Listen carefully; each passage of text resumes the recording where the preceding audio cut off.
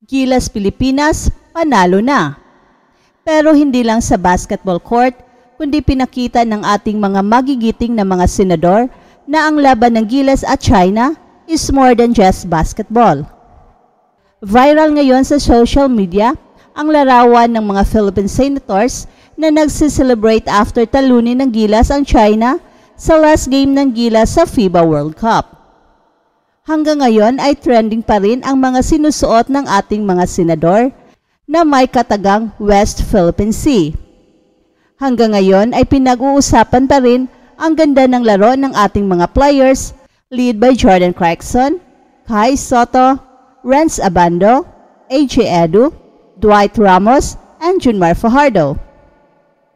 Napakalakas na team, pero sad to say, na wala pa mang isang araw ay nabuwag na ang strongest Gilas team. Ang tanong ngayon, sino ang maglalaro sa Asian Games? Given na pwede ang mga Filipino foreigners na naglalaro sa PBA, ito ang possible lineup ng Gilas sa Asian Games. Ginebra ang ipapadala, beef up with San Miguel and Magnolia. I think we can send a very strong team with Justin Brownlee as our naturalized player. Nandyan sina Japit Aguilar, Christian Stan Hardinger, pamalit kay AJ Edu, Justin Brownlee, pamalit kina Jordan Clarkson and Dwight Ramos. He is a perfect fit na maglalaro bilang tres, and our team becomes very huge with Justin Brownlee playing the 3.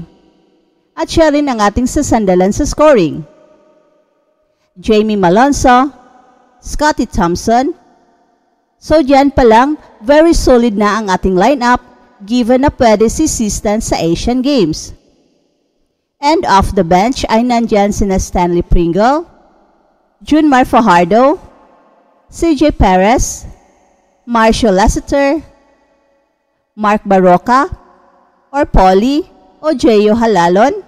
Kahit sino sa kanila siguradong gaganda ang ating point guard spot at shooting. Arven Tolentino at Mo Tautua. Note, our choice is based on players na meron ng experience playing under Coach Tim Cone. So napakalakas pa rin ng lineup na ito, kahit na wala ang mga B-League players. Pero kahit hindi mapasama si Kai Sotto, ay siguradong meron tayong laban sa gold medal sa Asian Games.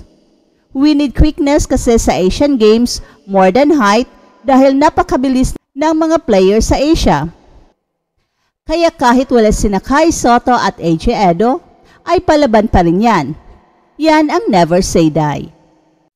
Samantala, sina Luka Doncic, Shai Gilgeous-Alexander, Dennis Schroeder, ay narito na sa Manila para sa World Cup finale. At may karagdagang mga NBA superstars na naririto sa Manila para sa huling yugto ng 2023 FIBA World Cup. Ang 4 na mga nagtagumpay mula sa grupo ng Okinawa at Jakarta ay maglalaro ng natitirang bahagi ng kanilang mga laro sa Pilipinas. Ang Slovenia, Germany, Canada, at Latvia ay dumating habang ang aksyon sa quarterfinals ay magsisimula na sa loob ng isang araw.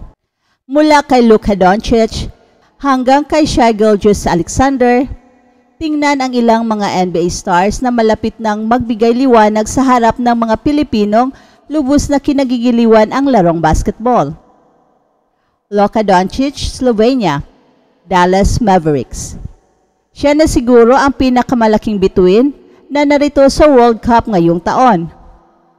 Matapos ang 4 na panalo sa 5 laban sa group phase, si Luka Doncic ay lumitaw bilang nangungunang manlalaro sa torneo sa kabuuang puntos at sa average. Ang bituin ng Dallas Mavericks ay nagtala ng 132 points sa group phase upang lampasan si Jordan Clarkson ng Gilas na may 130 points. Si Luka ay nangunguna sa Global Showpiece Preliminary Phase and Free Throws Made 46 at Fouls Drawn 47, 3rd in steals 12, 4th in defensive rebounds 36, 6th in total field goals made 38, at 9 in assists 34. Ang koponan ni Doncic na Slovenia ay haharap sa Canada, ang isa sa mga koponang may pinakamaraming aktibong NBA stars sa kanilang World Cup roster. Dennis Schroeder, Germany, Toronto Raptors. After sa kanyang second stint sa Los Angeles Lakers, ang Toronto-bound Dennis Schroeder will first join Diamonds Craft in Manila for the World Cup quarterfinals. Ang kanyang kakayahan sa paggawa ng play ay isa sa mga pinakamahusay niyang naiambag para sa Germany. Bilang isa sa huling dalawang koponan na hindi pa natalo sa World Cup ngayong taon, marami ang nag-aasa kay Schroeder na nagtapos sa number 9 sa assist sa group stage na may 6.8 assist bawat laro at 34 assist sa kabuuan.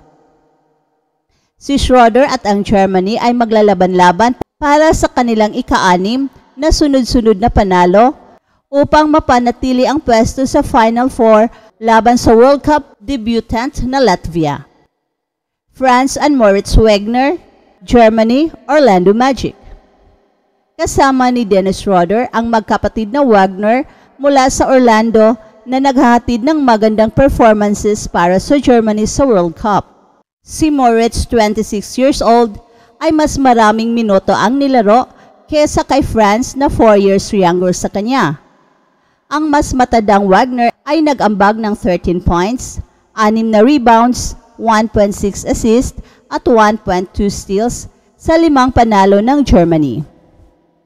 At si Franz ay naglaro lamang sa kanilang opening game laban sa Japan, kung saan siya ay nagtala ng 10 points, 6 na rebounds, 5 assists at 1 steal. Shai Gilgeous-Alexander, Canada, Oklahoma City Thunder. Ang 2023 NBA All-Star at miyembro ng All-Rookie First Team ay maghatid ng kanyang kahangahangang kakayahan para sa Road Warriors sa Manila. Si Shai Gilgeous-Alexander ay tiyak na isa sa pinaka-prolific scorer sa World Cup. Dillon Brooks, Canada, Houston Rockets. Bagamat kinikilala si Dillon Brooks sa kanyang kahalagahan sa laro, maaari din siyang magdala ng controversy sa mga fans, pero tiyak na magdadala siya ng malakas na energy at husay sa basketball para sa Canada sa World Cup. At ngayong nasa Houston na siya, ang dating Memphis Grizzlies Cager ay hindi matatawarang X-factor para sa near-perfect group stage campaign ng Road Warriors. That's it for now, guys. Pero bago kami magtatapos, ay huwag kalimutan na huwag magpahuli sa mga pinakabago mga kwento at balita ng kasiyahan at tagumpay. Bahala na ang mga marites dyan. Basta kami ay handang maghatid ng tunay na inspirasyon sa mundo ng sports.